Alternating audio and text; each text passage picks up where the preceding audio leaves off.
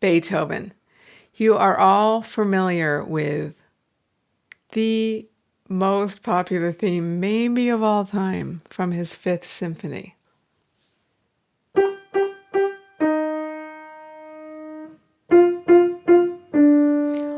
All those notes are is a minor third. Composers use that all the time. How did Beethoven make that so magnificent and memorable after all these years? He does it with rhythm and he does it with space. What I mean by that is this is not on the beat. It's not bum bum bum bum bum bum bum. It's and there's space in between those notes. He does that all the time in his music. I used to study with Leon Fleisher, a fabulous pianist, and he had a famous expression: rests are not nothing. There's a rest in between there.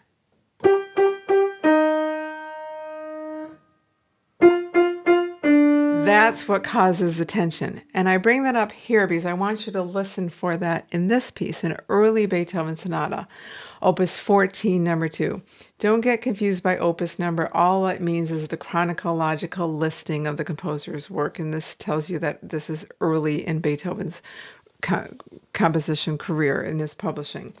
So in the Opus 14, number 2, this A theme melody, this is the exposition, does not start on the beat. It's not, I can't even play it like that. It's,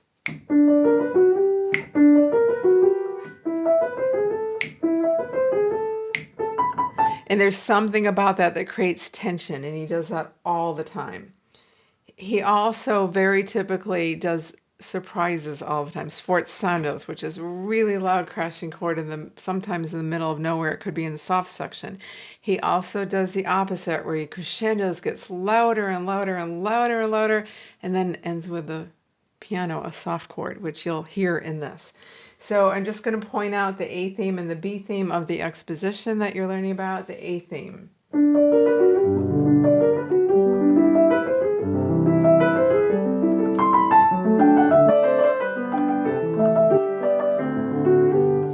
Continues.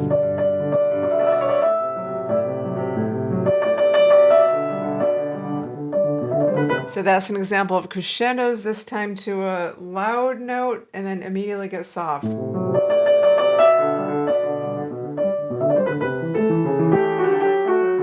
crescending, getting louder to soft. That's very typical of Beethoven. Going into the second theme, the B theme of the exposition. So in the beginning, you had short phrases. Now you have almost staccato, just short notes, not slightly detached.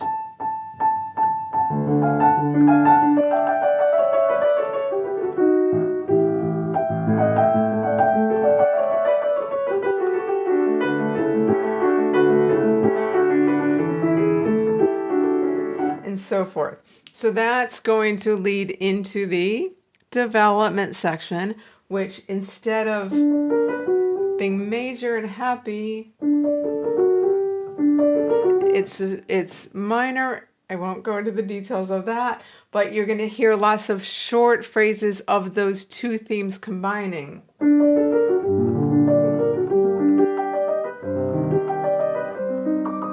And so forth. Then the B theme comes in, and this develops into this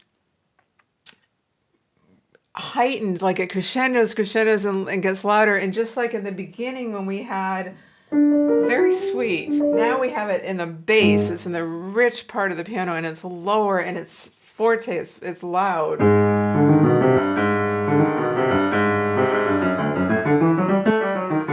Almost angry.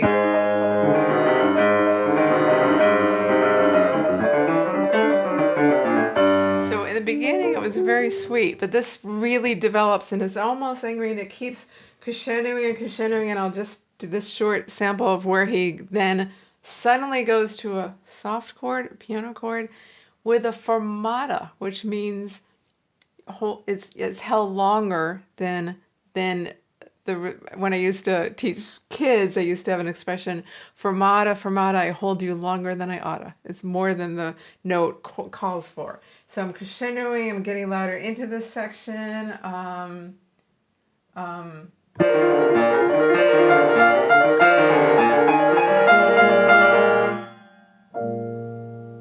Surprise, then the recapitulation.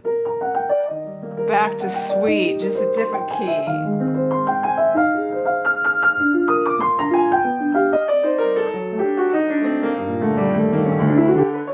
And so forth. And keep in mind, Haydn and Mozart created sonata form. We'll get to Mozart too. Beethoven loved to break form. There's a lot of sonatas in which he adds a long coda, a tail ending. The Moonlight Sonata, one of the most famous pieces ever, is not sonata form at all. So listen for the sonata form in the pieces I'm playing for you in the videos, but just know they're not always there, particularly with Beethoven, because he loved to break the form, particularly when he got into his later period. So we are going, so I invite you to listen to the next video of this full piece so you can listen to where does the exposition start, where's the A theme in the exposition, where's the B theme, where's the development start, and where is the recap or the recapitulation. Enjoy, and I'll see you in the next video.